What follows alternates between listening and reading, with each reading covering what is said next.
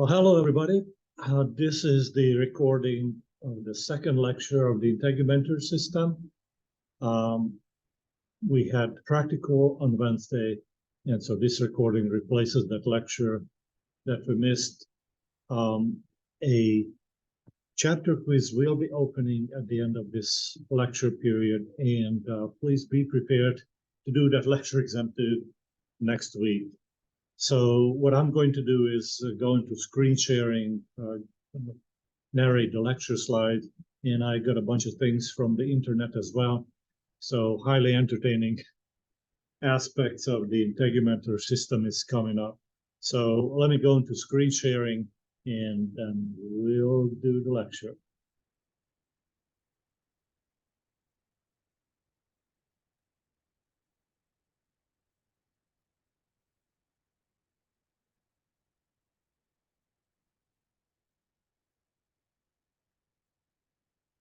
I'm going to move this little box out of the way. So what you're looking at is our integumentary system model. And this type of labeling is still suitable for us because we are still dividing the skin into its individual layers. In the first lecture, we talked mostly about the epidermis that you see bracketed here. And now it's time to turn to the dermis, at least for a few minutes. And we'll be mentioning in lecture, just like in lab, that we have papillary and reticular regions. The common theme with the regions of the dermis that they are both connective tissues. Areolar connective tissue dominates the papillary region, and dense irregular connective tissue dominates the reticular region. So with the papillary region, we mentioned in the lab that the mycin corpuscles, which you see here in is a yellow balloon-shaped object. Mycin corpuscles preferentially located in the dermal papilla, and these little hills of connective tissue are called papilla by anatomists. So this is where the region got its name, papillary region. The reticular region is 30-50 times thicker than the papillary region. The model doesn't quite do justice to it. And so this pink shiny plastic is our reticular region. And many of those accessory structures are embedded in the reticular region. And in the lab, we mentioned these Pacini corpuscles that detect touch, vibration. In this dense irregular connective tissue, we see the thick collagen and elastic fibers, and they are responsible for most of the physical property of the skin, such as this tremendous strength, extensibility, and elasticity. So strength means that our skin resists extension, the pulling forces or impact forces on the skin. And elasticity means that even if you pull your skin out, maybe for an inch, your skin will regain its shape due to these elastic fibers in the reticular region of the dermis.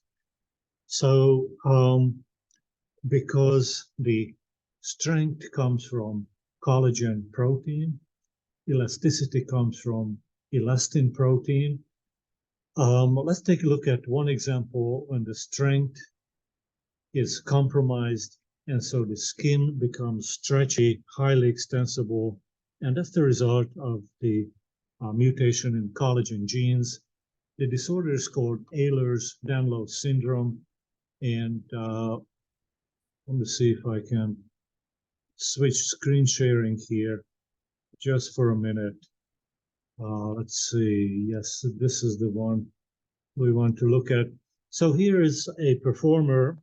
I'm not sure if he's still performing, Gary Turner. There are lots of pictures of him on the internet. And it's an illustration of stretchy skin. So he is able to stretch 8-10 inches out a skin area where we would be fighting to stretch maybe 1 inch. Take a look at the skin of the neck area that is also can be pulled out. So this is the skin property, the extensibility without breaking, that is the result of mutation of collagen genes. Those thick collagen fibers are much thinner in his skin, and they don't resist the pulling forces that much. Also, please notice that his skin is normal in shape following the body contour. So after pulling out his skin like this, it goes back into place. So the elastin fibers are totally normal. Again, this is one form of Ehlers-Danlos syndrome, a really mild manifestation of that. This is the best illustration that the strength of the skin can be drastically changed by changing the appearance of collagen fibers. We've seen in the case of epidermis that the strength of the epidermis can also be changed through mutation. There, it was the epidermolysis bullosa mutation.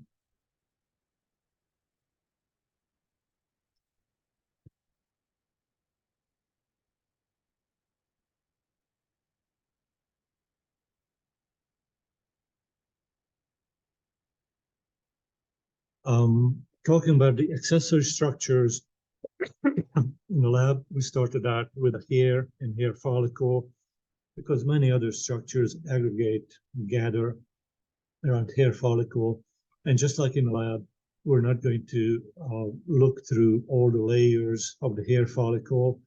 It is worthwhile paying some attention to this area down here at the base of the bulb. We have a thin, constantly dividing cell layer there. And just like the stratum basale cells, the cell layer, the matrix cells, keep on making new cells. When you look at this yellow tube that forms from these newly formed cells, these cells are pushed far away from the blood vessels here, and these cells die. And eventually, these dead cells compact into a rod. Take a look at this picture on the top here. Is the rod shape of our hair. This is the hair shaft. And so when you look at hair, it's nothing else but a compacted mass of dead cells, dead keratinocytes coming from a matrix. This is typical for our integumentary system. A single cell layer divides constantly, and the cells are holding onto each other and forming either a layer stratum corneum or a rod, just like you see here, the hair. In the case of our nails, the situation is very similar. In our nail bed, there's a constantly dividing cell layer. And as the cells move away from the blood vessels, the nutrient and oxygen source, the cells die, and they form this very compact, very hard layer we call nail. In terms of the hair itself, there are several interesting aspects here. A lot of them relates to cosmetics, but let's talk about the first one here, the cross section of the hair. What you see here down at the bottom right, that the hair itself is round in diameter, and that leads to the appearance of straight hair once it grows out.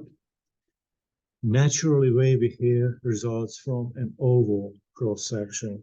So the mechanics of the hair plays out in a way that when the cross section of the hair is oval, a wavy nature comes out once the hair shaft grows out a few inches.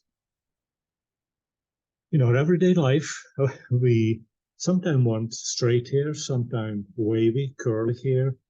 And now we have devices that can change the shape of the hair from straight to curly and from curly to straight. You're all familiar with the hair straightener device or the hair curlers. What these devices share is that they heat up the hair. They break up some chemical bonds in the keratin proteins. And when the hair is heated up and it is forced into any kind of shape, whether straight or curly, the keratin proteins rearrange themselves. And when the hair is cooled down, the hair will maintain that new shape for quite a while.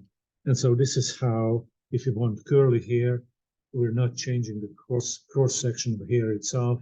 We can just heat it up, twist it around a hair curler, and once the hair cools down, now we have in minutes curly hair. So shaping the appearance of hair has a lot to do with the keratin components in those dead cells. We use this kind of grouping of accessory structures in the lab too, structures that gather near hair follicles. And we are seeing the erector pili muscle. This is a smooth muscle. The only visible sign when this muscle is working, contracting, is that we see goosebumps.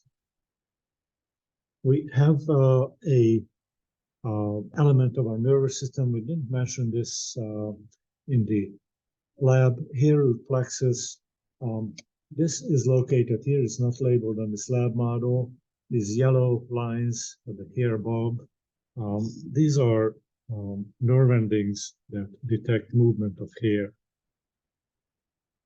We're going to say more about sebaceous glands. They also gather around the hair root. And we, of course, have the apocrine sweat gland also pouring its secretions onto the hair root. When talking about hair, in humans, because of relatively sparse hair, the preventing of heat loss is not a dominating function. Decreases sunburn on top of the head, I can speak to that. That definitely works. Some specialized hair protect eyes, eyebrows, eyelashes. They all stop debris from falling into our eye, falling into our cornea. And we have the touch receptors sensing light touch of the hair. In terms of the glands, these are all exocrine glands, and they are located in the dermis. It's where their duct leads to where their pore is, makes a big difference. So with the sebaceous glands, we mentioned in the lab, they secrete sebum or oil. And this is moistens the hair and adds the waterproof, water-resistant quality of the stratum corneum. With the sebaceous gland, it's a good idea to look back for a minute to chapter 4, where we mentioned that sebaceous glands are one of the holocrine secreting glands. It means that the cells of the gland itself fall apart, and that mashed up cell is the secretion, is the oil. Excuse me. So when we think about acne, this is a disorder of sebaceous glands with the hormonal landscape changing in the body of teenagers, whether it's a huge wave of estrogen coming in females or a huge wave of testosterone. Those hormones reprogram sebaceous glands in some individuals to make a thicker secretion.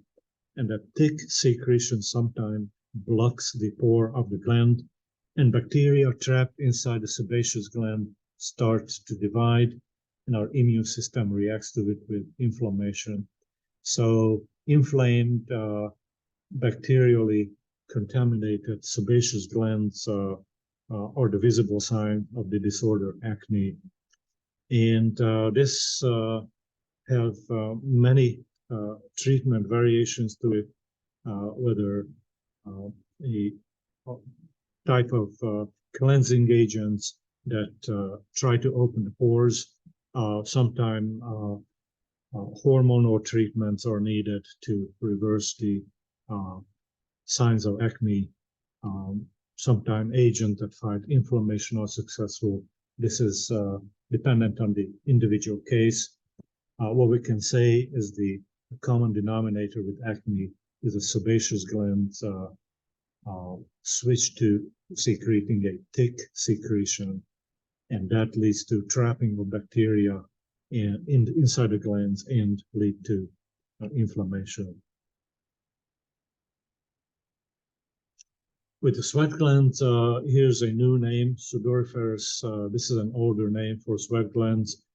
We mentioned both the acrine and apocrine sweat glands in the lab, and we mentioned in the lab that acrine sweat glands provide this thermoregulatory function. The acrine sweat is mostly water, and evaporation of that water cools us down. So evaporative cooling, thermoregulation comes from these from secretion of these acrine sweat glands. Apocrine sweat glands, we saw that they are pouring their secretion onto the hair root, and the secretions from the apocrine sweat glands are a lot more viscous, a lot more gooey. The apocrine sweat glands are located on the relatively few skin areas, and in terms of their utility, they moisturize the stratum corneum and add to the water resistance of the stratum corneum. We didn't mention this type of gland whatsoever. There's a very tiny area of our integumentary system that covers the inside of our ear canals, and that is the only area where you would find these ceruminous glands. They are creating earwax, and this is their main function. We had a little mention of this division of the total skin area of our body. Maybe let's start with the thick skin. This represents a restricted amount of skin area. Palms, bottom of the feet have this thick skin. In the lab, we mentioned stratum lucidum, which is an additional reinforcement layer in the epidermis. It's the thick skin that has epidermal ridges. So when you take a magnifying glass and look at your fingertips, you see these ridges. And if you put a little bit of ink on your fingertips, you can create a fingerprint on any surface. So the fingerprints themselves, these personal identifiers, are coming from the presence of epidermal ridges. Now, it is mind-boggling why these epidermal ridges are forming an individual pattern, so individual that maybe every 1 or 2 people in a billion have identical epidermal ridges. It's not understood today why this huge variety in the pattern. In addition to having epidermal ridges, the thick skin does not have hair follicles and therefore doesn't have erector pili muscles, sebaceous glands, and it doesn't have apocrine sweat glands either. What thick skin does have is a lot of acrine sweat glands. In thin skin, this covers most of the body. This does not have stratum lucidum in the epidermis. Thin skin areas do not have epidermal ridges, and sensory receptors such as Meissner-Pacini corpuscles are rarer in thin skin.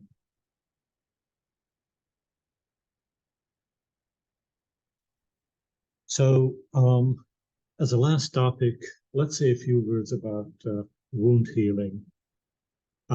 This is the first organ system, and this is the first opportunity to describe how an organ system reacts to some kind of a injury, some kind of an impact that damages that organ system in a fairly severe way. So with the skin, we'll talk about the response of the epidermis and then the response of the dermis. And with the epidermis, we have a fairly easy situation to describe because as you see this epidermis being wounded, please notice that dermis is not wounded. This is a really important distinction. Epidermis as epithelium has no blood vessels, so a paper cut, a mild abrasion is the situation that's represented here on this illustration. A type of injury to the skin that does not cause bleeding. So when that type of injury happens, any kind of open areas between the stratum basale cells will be filled in. For wound healing purposes, the stratum basale cells will create and push their daughter cells sideways to fill up this gap here. And once that happened, and the stratum basale cells are again standing like sardines, then they start to move their daughter cells on top, and they recreate at first the stratum spinosum, then the granulosum, then the stratum corneum, and so the epidermis regenerates itself. This is an incredibly rare pattern of wound healing in the body. We'll be seeing this. Our bones surprisingly can do that. Some organs, such as the liver, is able to regenerate itself, but most organs in a body, and this will be coming to us through the example of the dermis, most organs in our body create scar tissue. So regeneration, like what we see with the epidermal wound healing, is indeed a rare situation. So let's take a look at the more typical situation. And this is deep wound healing when the dermis is wounded as well. And there are 4 phases: inflammatory, migratory, proliferatory, and maturation phase. Only 2 phases are captured here. The greatest visible changes occur in these 2 phases. So let's take a look at the big difference here with dermal wound healing or deep wound healing. Take a look at this blood clot. Because the dermis has abundant blood vessels, a dermal wound causes bleeding. Whenever we have bleeding, we have an internal mechanism in our blood that creates blood clots to stop the bleeding, plug those blood vessels. And so the blood clot of the spilled blood is filling up this gap at the beginning. So this is the inflammatory phase because white blood cells, you see a list here, the most notorious one, monocytes and neutrophils, will be coming out from blood vessels, entering this a blood clot and resolving, destroying this blood clot, but also fighting any pathogens that may have arrived into this area because of the wounding. This inflammatory response creates dilated blood vessels, and this causes the redness of the skin area around a deep wound. So this inflammatory response is hugely useful. We are defeating pathogens. We are creating a plug that prevents more blood spilling. So this is hugely useful. The downside of this is that these inflammatory cells, macrophages, neutrophils, will reprogram the fibroblasts to create scar tissue. So the program that starts in the inflammatory phase is leading to scar tissue formation. So at first, and that phase is not shown here, fibroblasts, because of the inflammatory response, fibroblasts will be proliferating, increasing in number, and also create more matrix. And so this is a proliferation phase. And then the new fibroblasts migrate throughout this new matrix and keep reorganizing it, keep adding to the matrix until this big block of wounded area is filled with this scar tissue. So after a proliferatory and migratory phase, we see a totally new tissue type formed here by the fibroblasts of the dermis. The scar tissue has a different look. If you have scars on your skin, you can probably tell where they are, even if they are old scars, because our skin look a little lighter, a little paler where we have scar. And that's because scar tissue is a more dense tissue. It reflects light better. So reflecting light back through the surface results in this paler appearance. Scar tissue is also less stretchy, less organized than the neighboring dermis.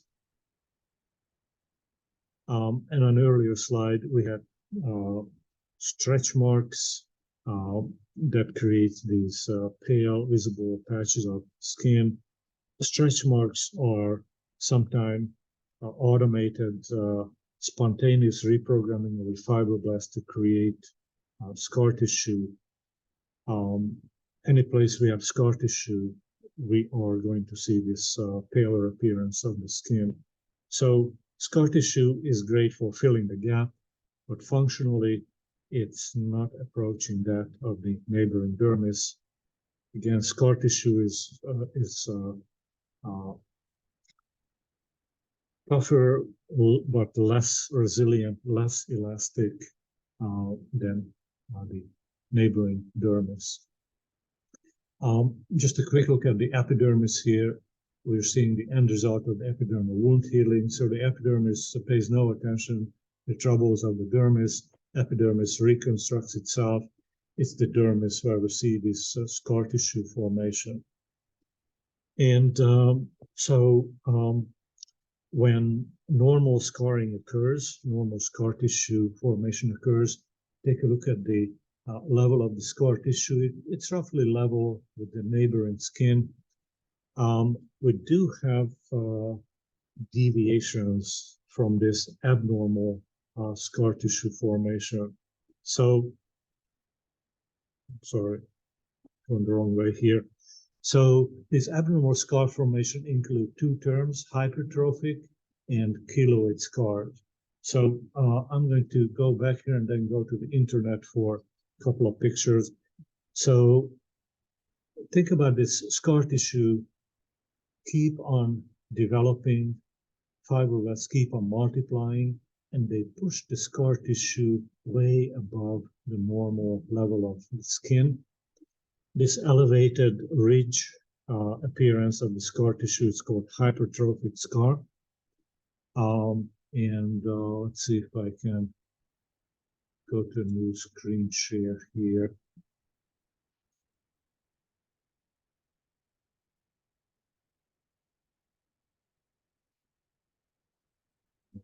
Let me see if this is the one, right? So what you're seeing is a hypertrophic scar. You can see the line of the scarring, and it's definitely forming a ridge coming above the skin surface. If it happens even months after the scarring, this now qualifies as a hypertrophic scar. Fibroblasts can go crazy in this hypertrophic scar and starts invading neighboring tissue. This is a picture of a keloid scar. So we don't even know where the original scar or injury was, but the scar tissue is invading, spreading to neighboring tissues. In these elevated and spreading tissues, you see fibroblasts that are reaching into normal dermis and turning that normal dermis into scar tissue. So these are the two abnormal wound healing types.